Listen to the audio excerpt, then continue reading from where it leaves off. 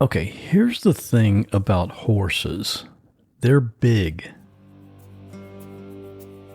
Some of them weigh like 10 times what a human being weighs, and they're very smart. And they definitely have a mind of their own. And in some cases, they do what they want to do, which can be really dangerous, especially when the rider is inexperienced. Brandon was an equestrian stuntman for 17 years. That just means he was paid to do stunts and perform some crazy stuff with horses. And most of this was done at Renaissance fairs all around the country here in the US. If you're not familiar with what a Renaissance fair is, it's quite a production. When people talk about Renaissance fairs, they're mostly referring to the permanent ones that are there that open for usually about 2 months. Some of them run a little shorter, some of them run a little longer. It's sort of just like a theme park, especially some of the ones I've performed at. There's one in Pennsylvania in central PA that is basically the Disneyland of Renaissance fairs, where you just go there, everyone's in, period clothing. The food is themed for the period. There's, games, real basic carnival games, throwing axes, knives, stuff like that. Jugglers, there's a lot of different stage acts. And then a few fairs in the country have professional actor casts that will be in costume, and there'll be a storyline that goes throughout the day that people can follow. You'd think someone who made a career out of working with horses must have grown up with horses, right? Like Brandon must have maybe grown up on a farm. No, actually, I didn't. I'm a city kid. I grew up in the Milwaukee area, playing hockey for most of my youth. But one day, as a young man, Brandon and his family were at one of these Renaissance fairs, and Brandon had a chance meeting with a guy who made him an offer. My family and I, we always used to go to the local, the Bristol Renaissance Fair, which is sort of on the border of Illinois and Wisconsin.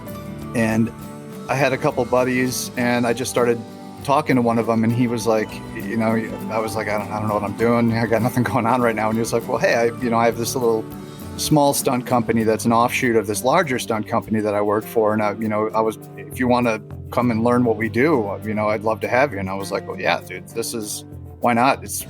I'm always into trying out weird stuff, I don't like doing things the boring or the safe way. So I'm not the smartest guy in the world. Now, the big thing that the stunt guys in this company would do at Renaissance fairs is the jousting. You've probably seen this in movies. Two guys, each dressed up in full armor, each one with a big shield and a long jousting lance. I mean, like 6 or 7 feet long. And they're each on a big horse, and they go running at each other, and each man is trying to knock the other one off his horse. Sounds like fun, right? But when you're a newbie, you don't start off doing the big jousting stunts. You start off as what is known as a squire.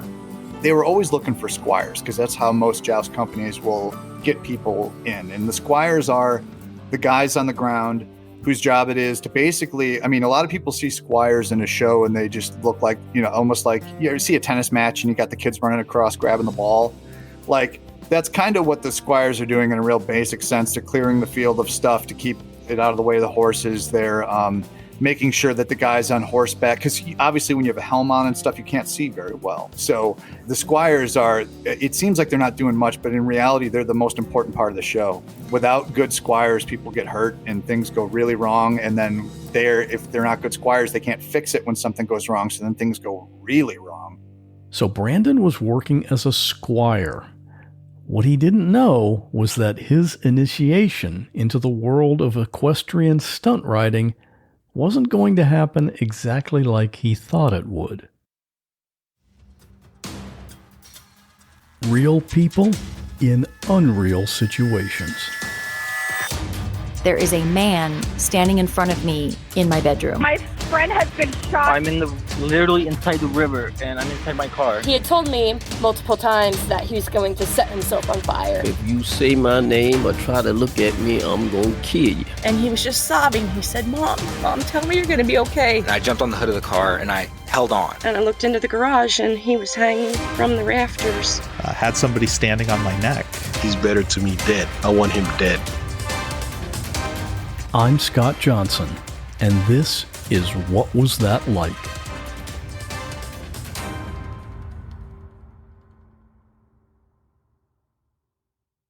Your first time, you said you started on the ground, but Yeah. what was it like for you, your first time actual stunt riding? What was that experience like? It started real quick because so I probably squired for them for about a year, maybe a little bit longer, where, occasionally in a rehearsal I would get on a horse, kinda. I'd trot around and stuff, or I would just kind of sit on a horse to just kind of get the feel of what it was like while like we would have a rehearsal, because I mean, as you imagine, shows like this require a lot of rehearsing during the week, because we'd perform on the weekends, but we'd rehearse every day during the week. So it was a lot of work. But I would just kind of, like, if the guys were done rehearsing and the horses needed to be walked out, maybe I'd just get up on the horse and sit on it just to see what it was like. But I didn't really do any what I would consider riding until we were doing one of these temporary shows. And it was I want to say it was a 2 or 3 weekend little sort of Renaissance fair that they were doing, popped up in this park. So in these situations in Iowa, it's great because people have animals and stuff there. So what we would do, there was a horse barn that just happened to be close by to where the fair was being held in this park. It was probably about a mile away, I would say. But the cool thing about it was to get from the horse barn to the joust arena, we could just ride the horses down because it really wasn't that far away, and it was all through grass and fields and stuff. So we had this girl who just started working for the company who was going to be our groom, taking care of the horses, while we're doing shows. We'd always try to keep one person who would just be a full-time barn person to make sure that when we're doing shows and stuff, if any of the horses aren't in the show, if there was a problem with them or something like that, it just made us feel safer that, and plus then if anything totally went wrong, we had somebody who was not involved in the show that could come and help, So we had just hired this girl, and she had a lot of horse experience. She'd worked with horses for years, but horses are like people. They're very individual, and they all have their own personalities. So even if you've worked with horses in general for years, if you go work for a new company of horses, you still have to get to know that group of horses like you'd have to get to know a group of people at a new job. And so at this point, I think she'd only been with the company for like a few months, because she didn't know. I mean, she'd seen the horses that we were using for this run of shows. She'd worked with them enough to know the main things about their personalities, but not enough time to know their little idiosyncrasies and little tweaks and stuff. So she decides one day that she's going to take me for my first like actual ride. We're going to ride the horses down through these fields to get to where the park is. And this park, no one would, like, the other vendors and things hadn't set up yet. So it was pretty much just like a wide open green fielded area with trees that had like a road construction fence as a huge perimeter. And then the joust field was a smaller one inside of it, but there was nobody there yet. So we're like, yeah, this is perfect time. She thought, Brandon needs to get on a horse. This will be a perfect time. No one's around. There's going to, no vendors to spook the horse, no loud noises, anything like that. And she thought, we're going to put him on this horse named Caesar, who was one of the horses that started with the joust company. He was an old boy at this point, even. I think he was probably 20, 21, 22 at the time, which is getting up there for a horse. We've had horses that have lived to be almost 40. So, I mean, like, they can keep going. But he was at that point where he was still in the shows because he was a reliable horse, but he was an old guy. He was tired, so he didn't, he loved performing in the show, but if you wanted to try to take him out for any other kind of rides, it was like, this will be perfect. This horse isn't going to take off. He's not going to do anything weird because he's old and tired, and he'll just go along with it, So she puts me on him, and she gets on this draft mix that we had, this horse named Bonnie, who was this big, wide, I forget what she was a cross of, but she was a mix with a draft horse breed. So she was big and slow. So we tack up these horses, and we go for a ride down through the field. And so she's explaining to me as we come down through the fields all the basics of horse riding. You want to keep your back straight, keep your heels down. You hold the reins with your fingers like this. You're never yanking in the horse's mouth. You just, every light touches. You turn your shoulders. She's giving me all the little, trying to not over inundate me with stuff. Just giving me the basics. I'm riding Caesar, and everything's going great. He's this old horse. He's being real nice to me. Like, we're not We've done a little bit of trotting, a little bit of walking on our way down towards the fairgrounds. And I should explain that as we're coming down to the fairgrounds, there was a lot of like the walk from the barn. It was a small field and then mostly trees and grass to where then it got down into the fairgrounds, which was about half trees and half open space. So we're kind of just trotting through these trees and Laurel is telling me, the basics of horse riding and everything's going good. We get around to where we're about ready to come out into the fairgrounds. And my horse kind of just stops for a second. And I'm like, well, why is he stopping here? And she's like, oh, sometimes just give him a little nudge, whatever. And I see him kind of ticking his head around, like he's like looking, like trying to figure out how to explain. So he's kind of just darting his eyes around, like he's looking for something. It was a behavior that he hadn't done yet. And me knowing nothing about horses at this point, I'm like, what's going on here? And out of nowhere, we step through this clearing and he sees the wide open field. And apparently what Laurel didn't know about this old horse was he is an old man and he does his job in the show and, but he has this short circuit about open fields. He has to run when he sees an open field. And it takes a very experienced rider to keep him from doing this because he's an old horse. And horses are very sensitive and very perceptive. And they can tell by the way you're distributing your weight on their back how experienced of a rider you are. And you were like the opposite of an experienced rider. God. Oh my God. He's like, this kid's a dummy. Like, he's like, like when he decided, when he saw that open field and he's like, oh, I'm going to run. Like, I wasn't a thought in his head. He had completely forgotten I was even there. I was such a non-threat to being able to prevent him from having his fun. So he looks up, sees the open field, and he takes off. And I don't know if have you ever been on a galloping horse, like a full-on running horse? Not really fast. I've ridden some, but not really. Like at a canter, but like fast. never a full-on gallop. The thing about a horse at a gallop is their back moves almost not at all. It's like jet smooth. And this horse, even though he was old, when he wanted to go, I would put this horse against any of the horses that we had in the company speed-wise. He was lightning when he wanted to run. And he is full on sprint. So the first few seconds, I'm just in total shock. I have no idea what to do. I'm just trying to hold on, which luckily, like I said, is fairly easy because his back's not moving. The hardest thing to do when you're learning how to ride is learning how to deal with a trot. Either you ride English style by posting, where you kind of stand up and down to match the up and down rhythm of the horse's back. You kind of catch it on the 1 and 3 beat so that you're not just slapping. Then there's also, when you get to be a better rider, you learn how to sit the trot, where you can just kind of like roll your hips to stay on the horse's back so that you're not popping up and down. But when a horse is running full out, it's, like I said, not moving at all. So I got no problem staying on, but also we're going like really fast. This horse is really fast. And at first it's not a problem because he saw open field when we came through the trees and he's just running through this open field. So I'm like, great. Like, it's scary, but I'm also thinking, like, at this point, if I got a ditch or something, it's just green grass around me, no big deal.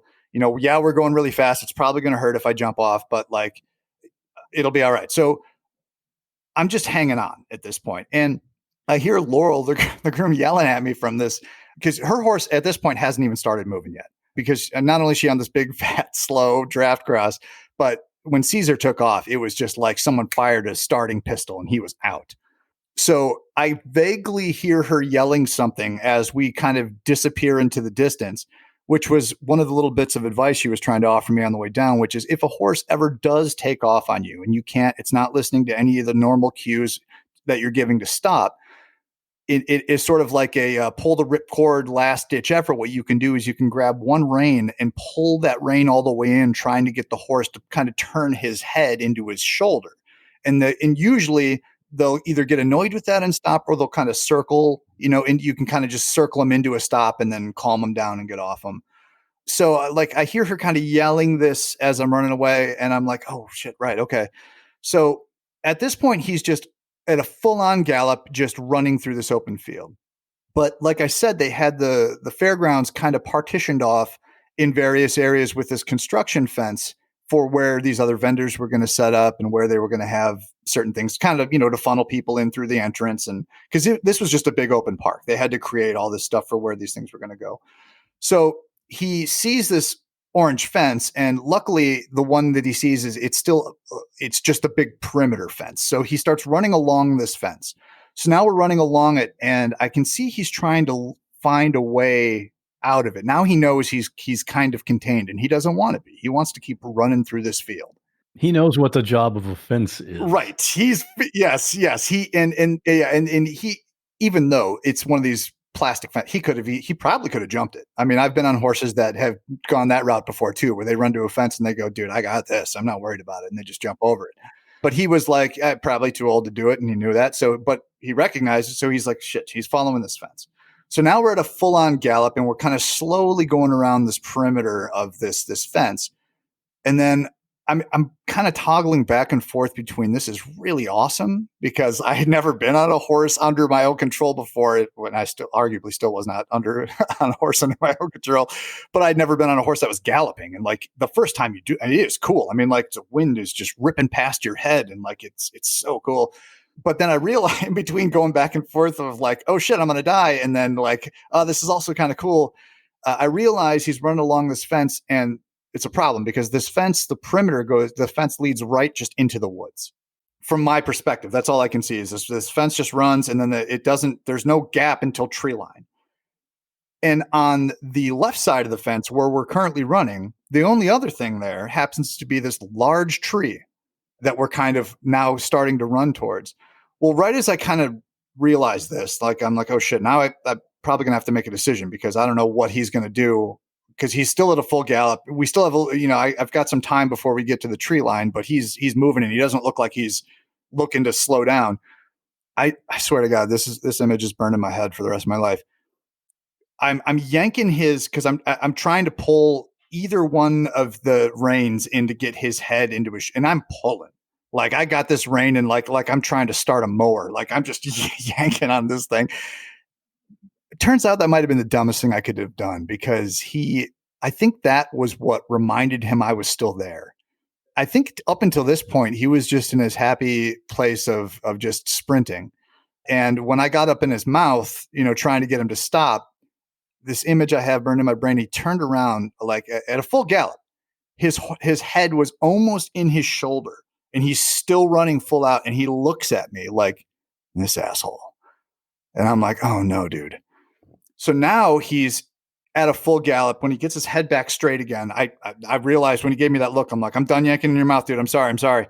Now he's running, and he's clearly pissed off at me. So he's kind of he's twitching here and there, like he's trying to kind of throw me, but he doesn't want to stop running. And I'm like, now I'm really like, I don't know what to do. Then I see, as we're following this fence, getting closer to the tree line, he aims us directly for that tree to my left. And this is a big ass tree, man. It's a huge tree. And he's running not like next to it. He's running full on at it. Like he's just going to like kill us both. Like if he can't run for joy, he doesn't want to live, and he's just going to full on both of us into this tree. It's a kamikaze horse. Dude, it sounds like. That's what I'm thinking of, because he wasn't even pretending as though he was going to dodge this tree. He's now running at a full gallop right for this tree. So I'm panicking. We're getting closer to the tree. Right before he gets to the tree, he does this little crow hop. This little, like, he jumps from his right to his left, and then one big jump to avoid the tree at the last second. So I get, thrown from side to side. And I'm lucky that I was able to squeeze hard enough with my legs to hold on from that last minute jump to avoid the tree off to the right.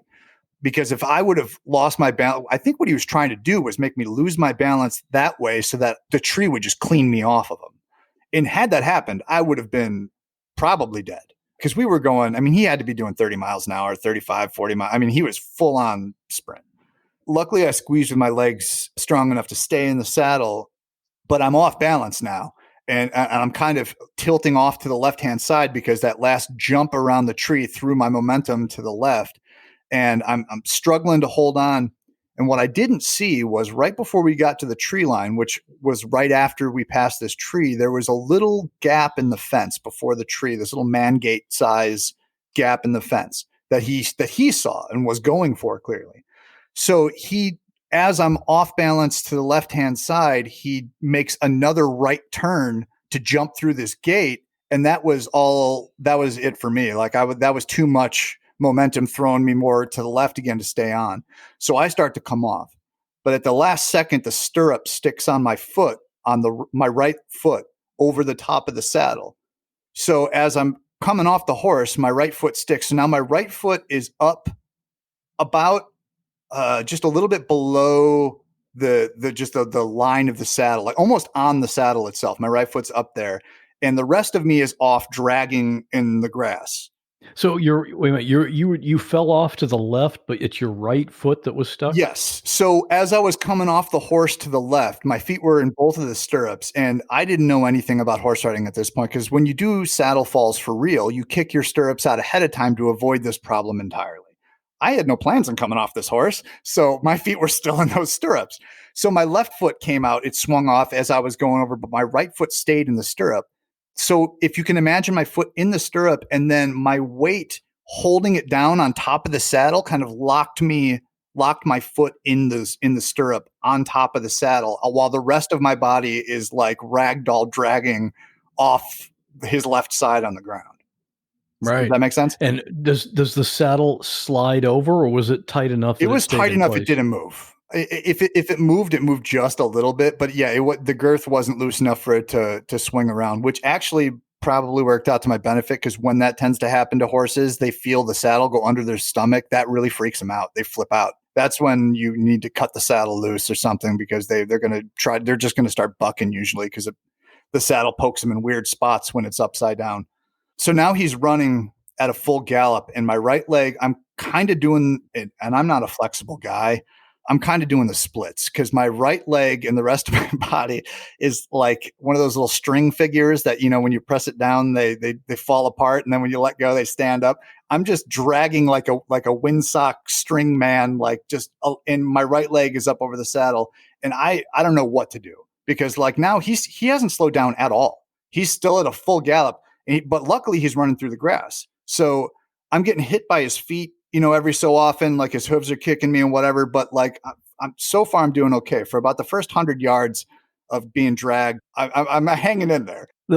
When you say the first 100 yards, I mean, that's the length of a football field doing this. So, and again, this is the first time I'm ever on a horse under my own control. And so he about first 100 yards, he's dragging me. And then again, I have another one of these images of him where he's sprinting, and then he does that same thing where he puts his head down and he looks at me, and he's like, almost this look of like, oh dude, you're still here? What are you still doing here? I thought I got rid of you. He then does this thing where he decides that he doesn't want, like, clearly he's dragging me and this isn't working for him. So he starts to adjust his course at a full gallop from the grass into the tree line. So he's still running in the field, and now I'm in the woods, banging off of trees and stumps and branches and shit, while he's full on galloping, because I guess he figured at some point I'm going to hit a tree and it's going to clean me off of him. So I don't know exactly, because once we got into the woods, obviously my perception of what's going on is it was pretty tough to keep track of what was happening when I was just in the grass. Now I'm banging off of trees and rocks, and like I have no idea. All I know is he dragged me for at least the same amount of time I'd already been dragging. Before, by pure chance, maybe just me trying to flop around, trying to avoid trees and branches and stuff, I was able to twist my foot in such a way that it popped out of the stirrup, and he kept going, and I got out and just laid in the woods for a little bit. I mean, it took me, I've been telling the story for a few minutes now, but like this was like in reality, 2 minutes, maybe from the time he saw the field to the time he finally got rid of me. And then so I'm laying in the woods, and a few minutes later, Laurel rides up on her big giraffe cross, because it took her that long to catch up to us. And she's like, "Are you okay?" And I think so. I'm doing the standard check of, can I stand, touching my legs. And I think I might have broke something then. I just never went to the hospital, because I was, 17, didn't really have insurance. But yeah, she had to go chase. She tried to chase Caesar. Once he got rid of me, he just frolicked around the field for a few minutes and then was like, all right, I'm done. He didn't resist being captured by her. She just kind of walked up and grabbed his reins and thing about riding is that old adage of you got to get right back on the horse. You do. Because if a horse does this, if they throw you, if they do something that is dangerous, you have to immediately show them that that's not okay. And the way that we would do that, because we were all positive training, like a lot of horse training can be really abusive and negative, and all the companies I worked for were all about positive reinforcement training. So we never hit horses. We never, any of that old school stuff. But what we would do if a horse misbehaved like this is we would run them for a little bit, So we went into the little joust arena there, and I limped my way back in there, and I got on his back and just rode him in circles for a little bit, and to show him like, hey, you're not gonna. It's not that easy to get rid of me, And but yeah, it was tough. It was tough because after being that was my first real time on a horse, and Laura was old school about it, man. She just looked at me and she's like, you got to get back on him, right? I'm like, yeah, I do. And she went and got him. We went in the arena and ran for a little bit, and then took him back to the barn and gave him treats and hosed him off and all that. It seems like it would have made sense for you guys to have opposite horses. 100%. Yeah. In retrospect, of course, that would have been right. But like I said, I don't fault her at all, because now, having been around horses for so many years, I could have very easily made the same mistake, because by appearances, if you watched him in a show, you could tell that he was an older horse, and he could do the job, but he wasn't a threat. He's a guy who boring old routine type horse, So he absolutely would have been one of my choices if somebody was like, "What horse should you put this newbie on?" I would have picked him too. So I don't blame her. It's just like I said, horses are like people. That was a little tick that he had that she didn't know he had, and that's how I learned that lesson anyway. And yeah. I've heard you talked about something called a saddle fall. Yeah. Can you describe what that is and how you're supposed to do it? Sure. And how do you learn how to do that? It's scary. It's okay. So the saddle fall is basically the standard thing that any theatrical jouster is going to have to learn how to do, because that's what everybody wants to see. They want to see the big blowout. So the way that we do them safe, as safe as can be, we have the whole show choreographed. So we know who's coming off the horse when, it'll be like, okay, we're doing 5-6 passes, whatever. I hit you, then you hit me, then we both hit each other, blah, blah, blah. And then, okay, on the 6th pass, I'm coming off. So at the top of my set, the way that each joust pass would start, this is another point as to why the squires are important. Like I said, you got your helm on. We have almost no peripheral vision and just very limited frontal vision. It's just this little slit, which is all of our helms. And even though, like I said, we do theatrical stuff, we wore all real armor, because there are many times where that helm saved my life, where if a hit went wrong, shield skipped off and hit me in the head. And had I worn like a plastic helm or something like that, I'd be in bad shape. The squires on the ground, because we have such limited vision, they kind of set up the pass. They're talking to you the whole time. A good squire is always talking to you, telling you what the other guy's doing. Okay, he turns, he looks for you, raise your. So the horses, they'll turn our horses into the lane, and then we raise our lances as a signal to each other that we're both ready to go, and then we start the pass charging at each other. So when you're going to do a saddle fall, at the top of your pass, you kick your stirrups off your feet before the pass starts. Then you go into your pass. And then what you do is, when you take your hit on the shield, which is in your left hand, you lean back, you let go of the reins entirely, so that you're not. A lot of guys would let go really early before they take the hit, just to make sure that there was no chance of them popping the horse in the mouth or anything when they get hit. But you let go of the reins, and you kind of just like you're going to lay back, like. You remember those old Nestea commercials where they would like fall backwards into a pool, that like they just let go and fall like a trust fall almost? That's kind of what you do. You like lean back on the horse, you let your shield drop off to the left, you drop your lance to the right side, and then you kind of just roll off off the butt of the horse, kicking your right leg up over, or your left leg up over, and just kind of roll up off the horse's butt, and he kind of runs out from underneath you. You kind of do like a little somersault, and you fall in the sand. And what do you land on your back? A lot of guys will land feet first, because you kind of like think of it like, have you ever had to ditch like riding a bicycle or a motorcycle, something where you kind of just quick kick your leg up over it, jump off, and you can kind of keep running, that type of thing? It's a similar concept to a saddle fall, but you're just laying back more. But the same principle of kicking your leg over and just so you can, if you want to brace your fall, you can kind of hit with your feet and then crumble and roll so that it looks good. But then a lot of guys will, they have different styles. One of my bosses would do this really great fall where he would basically just reach his arms back like he was going to do sort of like a side dive into a pool.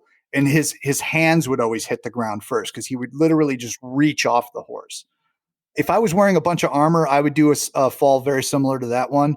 So I would drop my stuff and then instead of kicking my leg back I would straight up just roll back a back somersault off the horse, which is terrifying the first time you do it. Yeah, that's what I'm just trying to imagine the very first time you do this. I mean, it's like the first time you jump off a high dive or, first time you jump out of an airplane, it's got to just be terrifying, that first one. Yeah, it is. It is. Especially when when I was learning and when a lot of guys were learning them, you don't always have the benefit of a really nice field with really deep sand.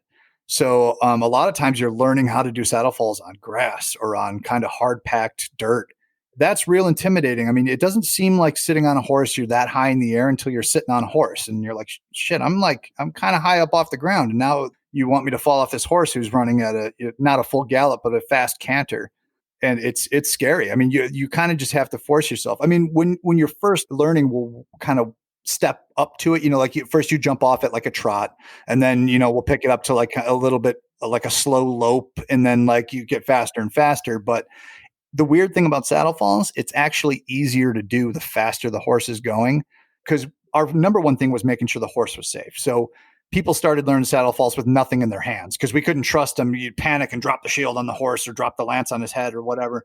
I would think the number one thing is that the rider is safe, but the horses are the asset here. We need to protect them. That's not how we operated though. Our horses were, they mattered more to us than anything else. So everything we did was centered around how is this going to work for the horse? How is the horse okay? And you have to think that way because I mean, that horse is really like in a show like that is taking care of you, man. I mean, I've had plenty of horses that have really saved me from possibly bad situations just because we became friends, just like you become friends with a person. We ended up with a good working relationship. They like me and they wanted to, look out for me. I mean, if you're going to be doing crazy shit on horses, man, you gotta know those horses. You gotta trust those horses more than anything. You trust the horse first and then but you also they're still horses, so you can't rely on them, but you still have to put a lot of trust in them. And then obviously you put a ton of trust in the guys you're working with. Is that kind of related with your philosophy of positive training as opposed to the old school type? Can you just talk about that a little bit, how that affects your connection with the horse? The way that the companies that I worked for did things is in the horse world, there's a very cowboy mentality of this old alpha male macho, like, they call it when you're taking a horse that is unfamiliar with riding, they call it breaking a horse. Got to break him. And the guys I worked with and myself, we didn't agree with that, have to dominate the animal mentality. So we started looking into a lot of other research, like how to train horses, learning their language almost. So one of the companies I worked for where we did the craziest stuff with horses, where we would get these horses to stand on pedestals and to bow and to rear on command. We had horses that would ride through fire, all this crazy stuff. When I was working for that company, that was when I really started training horses because we would start using this method it was a hybrid method called liberty training, where you start on the ground with the horse in a round pen. Because horses communicate with each other through body language, it's basically you're learning a very simplified version of their horse language, and they're learning that you're learning that. So what you do is you have a horse in a round pen, and you start with you have like a lunge whip and like a little riding crop, just almost to work like the guys at airports with the flashlights that wave people in. That's kind of the same concept you're using with these whips. You're not whipping the horse; you're just using them as guides to show them where to go.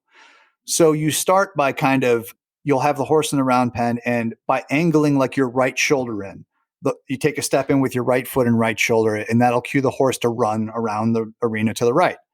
And then if you take a step back, he'll stop. And if you step in with your left foot, he'll turn and run to the left. So you start with these really basic activities of him watching you for physical cues as to when he's supposed to turn. And like, then after they get that, then you start doing things where you step back and the horse will come to you to the center of the arena, and then you can step to the side and he'll keep going. And then, so you start doing all these little physical cues that they're watching you now and you're watching them. And eventually you can get a horse to the point where you don't have any whips in your hands and you're not even moving in a really pronounced way anymore. It's very subtle where you're just kind of angling your body and making small movements. And once that horse has worked with you and they know you, that's how you get these. I mean, there's guys out there who do really crazy stuff with liberty training where they get horses basically to act like dogs, where they can roll over and get them to play with their hooves and do all kinds of goofy, comedy stuff. And the people in the crowd, the audience isn't going to notice these subtle moves that exactly the person is making, but the horse sees it. Exactly. And the benefit to this type of training too is now you're learning their language, and you're also, there's something about starting to train a horse from the ground like this that establishes this really strong connection with them. My theory is just because you're not coming at them from a position of dominating them. You're coming at them from this position of equals of like, look, man, I want to work with you. I want you to work with me. But if you're not feeling it, that's fine. We don't have to, we never forced a horse to do anything. There's a way to train a horse, and you coach them how to do something, but there's always a point where you go like, okay, that's enough of this for today. We'll come back tomorrow. Maybe they'll go a little further tomorrow and a little further. With this company, I would spend months training an individual horse in the round pen. We'd get there in the wintertime and start training 2, 3, 4 months ahead of time to get these horses to do what we wanted them to do. Is there an incentive? Like you've got a snack for them every time they do something? Or okay. Yeah, we had apple biscuits, carrots, vegetables, stuff like that. Any time that we were teaching them, like when we teach horses to stand on a pedestal, you break all these tricks down into really basic steps. First you pick up his foot and you put it on the pedestal, and then you jam treats in his mouth, he loves it. And then you get him to kind of shift his weight to be, okay, now he's kind of leaning on the pedestal, and the whole time you're feeding him. And then, so it's like positive reinforcement training, like with any other animal. Like when they're doing what you want, you keep them happy, you keep feeding them. That reminds me, we had this one horse in relation to this. His name was Thor, and he was a half draft mix with a Frisian. Do you know what a Frisian is? Nope. If you've ever seen a movie with a beautiful black horse in it, it's a Frisian. The ones that have the really wavy manes and they're jet black and they look shiny and they're beautiful. Mm-hmm. Well, this horse was half that and then half this like ugly draft cross. So he was, if you put a beautiful Frisian into like a funhouse mirror and just made him like wide like a couch and like give him a square head, but then he still had this beautiful fur and mane, that was this horse. But he was super food motivated. So when we were teaching this horse to stand on a pedestal, he like got it right away. Like he learned immediately because he loved these treats we would give him. So one day after training, we would always have a turnout area for the horses where we'd put them out in the paddock and just kind of let them roam around in a field overnight, toss hay for them and whatever. So we had this area turnout where we were teaching the horses, and there was a fallen log out in this field. And so we would drive by, and every time I'd see Thor out in this field, I'd see him chewing on this log. And I'm like, what? Why is he like? At first, like we were kind of concerned, but like, is he deficient in some a nutrient or something? Like, is this a vitamin? Is it a weird behavioral thing? But then every time we at night we go by, we'd see him. He's just little by little over the course of about a month, he's just every now and then just chewing on this log. And we're like, okay, whatever. I mean, if he wants to chew on an old log, he can chew on an old log. It's not going to hurt him. Until one day we go to lunch. And he's out in the field standing on the log, waiting to be treated. He had made his own pedestal to stand on. So he could, that's how much he wanted to like, he spent about a month whittling this fallen log down enough that he could stand on it. This fat ass could get up on it. And he deserved to be treated after exactly. That, right? When I saw that shit, I laughed so hard. I immediately went back to the barn and got him some treats. I went out there and I was like, you earned it, buddy. You worked so hard for this. But that's that. I mean, it shows you that the horses really dig it. I think that's what a lot of people don't realize about these shows is if you're training the animals right, they love performing as much as you love performing. When we'd be backstage with these horses at some of the bigger shows where we have crowds of, 15,000, 20,000, whatever, and these horses could hear all the people out in the arena yelling and screaming, they're kicking at the stalls. They want out. They love it. I mean, most of them really, they get amped up by the crowds. I mean, you would see a distinct difference And from rehearsal to performance. I mean, we'd always tell new guys, like, pay attention. Like, yep, things, now you're a little bit comfortable. Things are going well in rehearsal and stuff, but this horse is he's going to feed off that crowd like you do. You're both going to be jacked up on adrenaline. Keep it calm. Like, we always had to give the guys that extra speech of like, take a breath, because the horse is going to be hot going out there, because they love it. They really loved it. You're talking about crowds that size. Were there any times when someone actually got hurt? Like when you were performing? What do you do in a case like that? Plenty of times. It's tricky because this is live theater, so there really is. And especially in front of these large crowds, there is no timeout. There's no like, hold on, everybody, like, we got an injury on the field, stop. You have to creatively think on the fly how you're gonna get through it. There was one time at this show working for the company that I was just referring to that was really intensive on horse training. And this guy is, to date, one of the best horsemen I know in my life. He went over to Europe and jousted in actual European jousting competitions. I think he was in Germany for a world's competition where he was treated like a joke because he was an American. And they gave him this horse that they thought he wasn't going to be able to do anything with. And turns out by the end of the competition, he finished like third in the world, and he had gotten this horse to do incredible stuff for these equestrian skills competitions that were all part of this tournament. So this guy has probably forgotten more about horses than I'll ever know. We're doing a show at a fairly large. It was one of the Pennsylvania shows. It's the first show of the day, which is it's the equestrian skills show. So what we would do is for this particular show is we would set up this kind of obstacle course for one part of the show where we would have the horses jump over jumps, and we would cut cabbage and stuff as the horse, as we'd jump up, we'd cut cabbage, or we'd have them throw rings to us that we would catch, or we'd run the horses between sticks, or we'd pick up a spear out of the ground and throw it in a bale. Like, it was this whole sort of horse obstacle course that we would lay out. And we would really compete with each other every day. A lot of guys do something similar like this, but in this particular show, just to make it fun for ourselves, we set up the script in a way that it didn't matter who would win this competition. So we'd be out there actually trying to get points and beat each other. It was a fun little thing we got to do. So by and large, it was the first show of the day was a very lighthearted show. We would end with a joust, but it was everything's a good fun sport joust. No serious. We didn't use any blood packs or any of the that was all saved for later in the day. So in this particular show, we had this drag harness that we had made. And what we would do is we would say whoever lost this tournament joust at the end of the first show would have to be dragged out of the field in shame, which is a cool stunt. And we had a really nice deep sand field. So like in this harness, we did a lot of testing with the different types of harnesses and stuff to get this to work right, to make sure, no one's going to get hurt. We'd done this a bunch of times and everything was great. We're doing this first show one day, and I had the way that it would work is we had 4 guys in the show.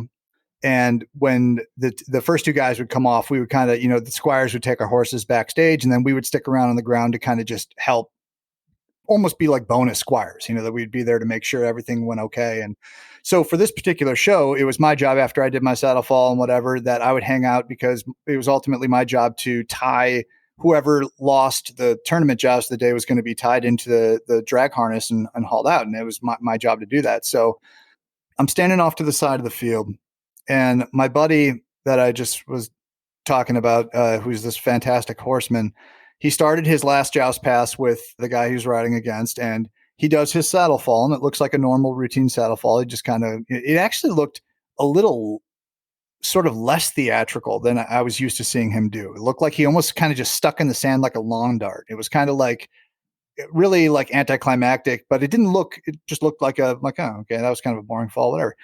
So the master of arms of the show, who's like the MC, it's his horse that has the drag harness attached to it.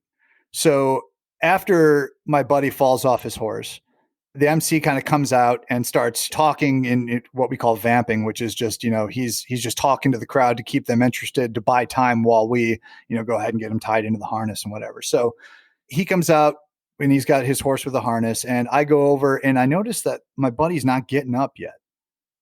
Normally by this point in the show, he would be kind of standing up and giving the audience the whole, aw shucks, kind of like, I'm defeated, whatever. And, and then about that time, we'd have the harness over there. And set him up and get him tied in and drag him out.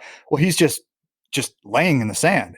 Like, he's not unconscious or anything. He's just not, like, he looks fine, but he's not getting up. So I walk over to him, and my buddy, who's the master of arms, starts, buying time, talking to the crowd. And I lean down, and the way that the quick hand method that we use to get through shows and when injuries happen is just a stoplight system. Red is I'm hurt. I can't do much of anything. That's the worst case scenario. I've only heard that maybe twice in all my years doing these shows. Yellow is I'm hurt, and there's a lot of room in yellow. Like, yellow could mean, yeah, I'm cut, but we're just keep going. Or it could mean, like, I'm pretty hurt, but I'm going to try to hack my way through the rest of what we got to do in the show and get through it. And then obviously green is no big deal. I'm fine. I walk up to him, and the first thing he says to me without saying anything else is just red. I'm red. I'm like, what? Like, I have no idea what to do, because this is one of the toughest guys I've ever known in my life. And I've seen this guy get, like, where I would have been like, red, dude. I've seen him get hurt where he was just like, not even yellow, just like, fine. He's like bleeding. Like, I've seen swords glance off, cuts or whatever. Maybe it looked worse than it was, but like, I've seen this guy get hurt and just like, I didn't even know pain could affect this man. Like, he's one of those guys. Right. And so he says red, and I'm like, what do we do? What's wrong? And he's like, it's my leg. And because, again, I saw him do this fall, and this fall just looked like he just kind of just lawn darted into the sand. It didn't look like even the type of fall that I was not thinking injury when I walked up to him, because none of this looked severe. I've seen guys plenty of times take really bad falls and you run over there right away. Like, uh-oh, this was not a big deal. And he's like, it's my leg. And I'm like, well, shit, man. Like, what do you want to do? Because he's supposed to get tied into this drag harness now. I'm like, can you stand? And he's like, he's feeling around in his leg, and he's like, no, dude. He's like, I'm fucked. Like, this is fucked. And so I'm like, shit. And I look up to my other friend, who's the master of arms, who's kind of like giving us glances over his shoulder every so often while he's, trying to keep the crowd entertained, talking to him, while me and my buddy are having this conversation in the sand about what we're about to do here. So, I'm like, I look at him, I'm like, so what do you want to do, man? And he's like, let's just do it. Tie me in. And I'm like, are you sure? Because now I'm trying to deal with this fact of, like, here's this dude I didn't even think felt pain, and he's so hurt he physically can't stand. And now he's telling me, oh, just tie me in the harness. I'm thinking, like, if this guy's telling me he can't get up, there's something that's so wrong with him that I was worried about how we were even going to get him off the field in a safe way, let alone now you want me to tie you to the back of this horse and let my buddy do a full lap around the field and then drag you out the chute to around backstage. And the show must go on, huh? Yeah, man. He's just like, do it. So my friend, who's the master of arms, my buddy John, like, looks over her shoulder at me and coincidentally my other friend, who's also named John, and we both give him the nod of, like, we're doing this. And at this point, my friend, who's the master of arms, I think has no idea what's going on. He just knows something's wrong, and he's an old school guy who was knew how to deal with this shit. So he was just handling it with the crowd until we were ready. But he still doesn't know what's up. So I just he brings his horse around, and I tie my friend into this harness. It's like these sort of cuffs that we had rigged up that he would kind of hold into, and on his belly they drag him out. And he does a full lap around the field, and he's rolling over and flopping around, and then they dragged him all the way around and back out the chute. Of course, the second he starts to drag, I just leave the field and run backstage, waiting for him. And the way the field was set up is we had openings at the end of, it's a big oval, like sort of like a hockey rink shaped arena. In each of the corners that were upstage, which is, away from the audience, we had gates that were like chutes that also had sand in it. So because we did a lot of crazy equestrian stuff in this show, where we had guys that would ride on the back, standing on horses and stuff. So we do a lot of looping through the field. So we had this sort of chute that's set up so that you could go out of the arena, around back behind stage, and then back into the arena through the other way. So I run back through, and I'm back waiting in that chute as he does his lap and then comes off and gets disconnected. And so he comes back, and he's he's covered in sand and dirt and stuff. And now everyone backstage is starting to panic because the tech people on the saw John didn't get up.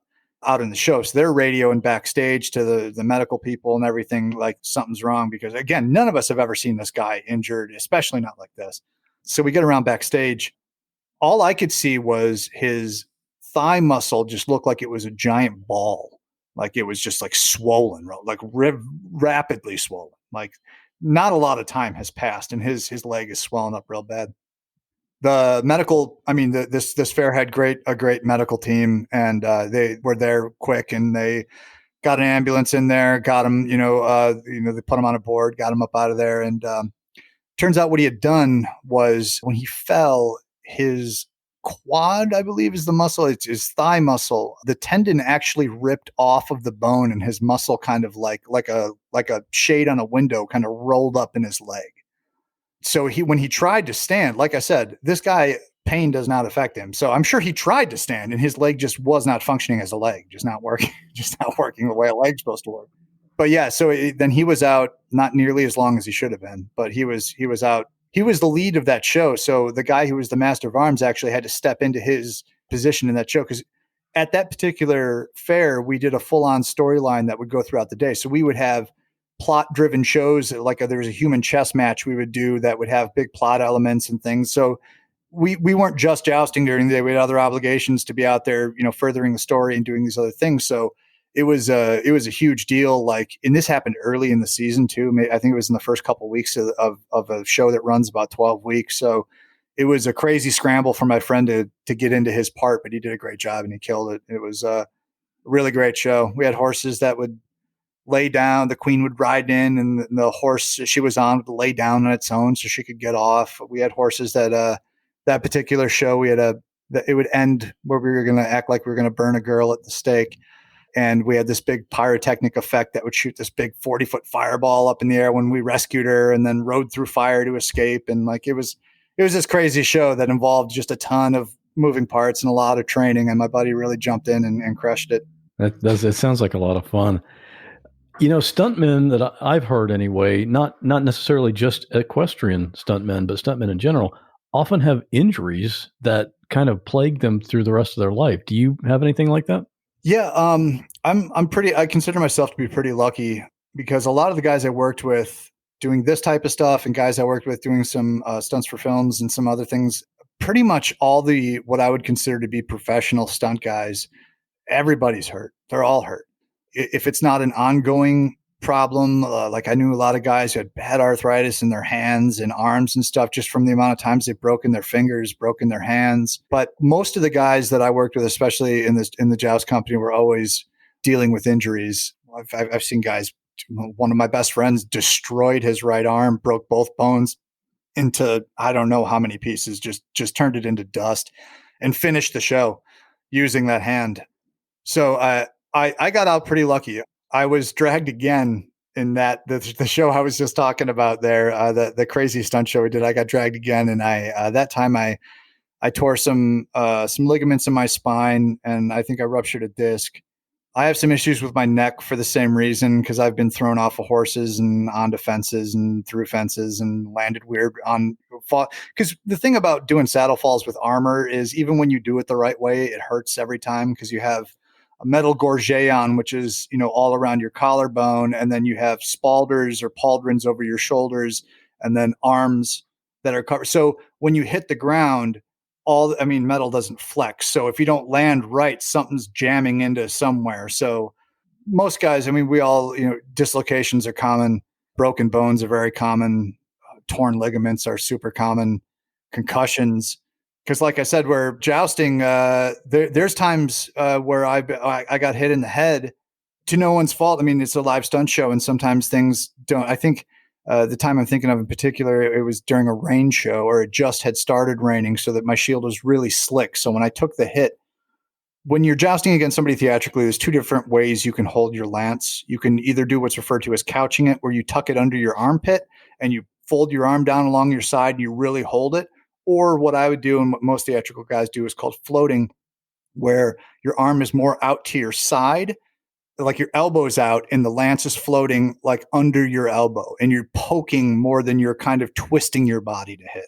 Since we're doing a theatrical form of jousting, I always found that to be better because it allows you to still make a good hit. It sounds good. And then I would kind of helicopter the lance over my head after the hit, and then I could reset it easy that way. Plus, your arm is acting like a shock absorber. So I could make it sound really great with a hit, but I'm not drilling my buddy. I'm not really trying to take him off the horse. Well, there's some old school guys that we worked with who are really like to couch their lances and just lock it down on you, which is fine if they're accurate. But when they miss, now they're really, their whole weight of their body and their horse is now behind them.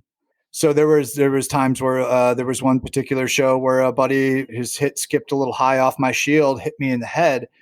And the hit in my helm wasn't the problem because, like I said, we wear real helms. I mean, like it took the hit, but because we aren't jousting in like 16th century armor where we're not wearing a breast and back plate, so everything isn't locked together.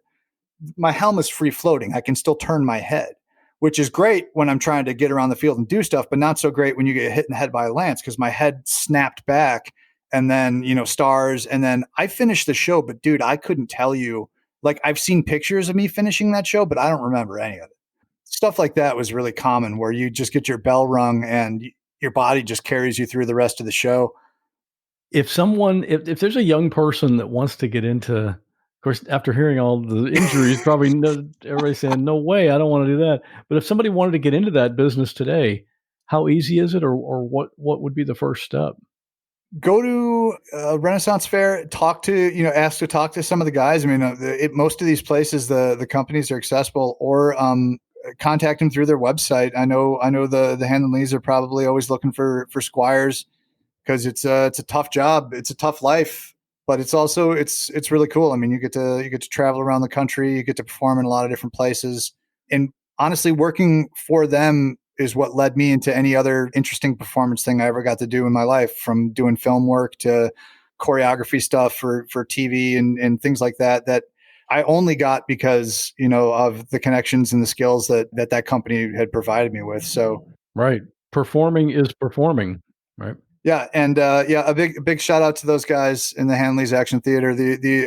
There's a few of the remaining founding members that are still there. And each one of those guys, I learned so much from stage combat to acting, how to play to camera, how to play when you're in the round versus, a stage setup. I mean, there's so much I learned from them that set me up for other performances and things I did in my life later that I don't think I would have gotten just working from some other company or just learning just what they did. I mean, these guys taught me all kinds of stuff.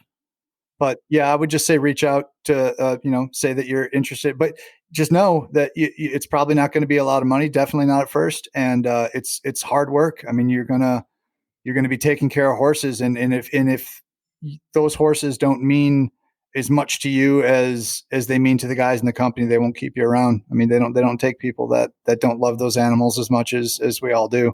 You got to have a passion for it. Right. Yeah, absolutely. But I would say get into safer stage combat stuff where you don't have to be at such a high risk. I can teach you how to sword fight. That's much safer. I would say stick to that. And for anyone that wants to ask Brandon any other questions, maybe ones that I didn't think of, he is in the Facebook group. So if you haven't joined our private Facebook group for listeners to this podcast, that's where we go. We discuss specific episodes with other listeners. I'm there. A lot of the previous guests from other episodes are in that group as well and can answer questions. And Brandon's in there, and he's happy to answer any questions as well. Absolutely. Thank you so much, man. I really appreciate this. And thank you to anybody who is taking the time to listen to it. I really appreciate it. And before we wrap up this episode, a couple of items. First, I want to let you know how you can contact me or get more involved with the What Was That Like community. You can definitely get in our Facebook group where we talk about podcast episodes and lots of other stuff. That's at whatwasthatlike.com/Facebook. And I also post something interesting or unusual just about every day on Instagram. And you can follow me there at What Was That Like. And if you have a really crazy experience that you think people would want to hear about, you can send me a summary and we can talk about it. You can do that right from the website. Just go to whatwasthatlike.com and click on Submit Your Story. And if you want to support the podcast, you can do that at whatwasthatlike.com/support. You can get access to exclusive bonus content and you'll have my eternal gratitude. Your support really does mean a lot. And of course, you can always email me. My email is scott@whatwasthatlike.com. I do read all my email personally, and I try to respond to every one. And finally, if you like baseball and you like true crime, here's the perfect podcast for you to check out. I'll see you again in 2 weeks. The Deadball podcast explores the characters behind our national pastime. We discuss their life on and off the field to learn the triumphs and tragedy behind those who make the game. I'm your host, Nina Instead. Join us as Deadball digs into the stories behind the names. Find Deadball on Apple Podcasts, Stitcher, or your favorite podcatcher.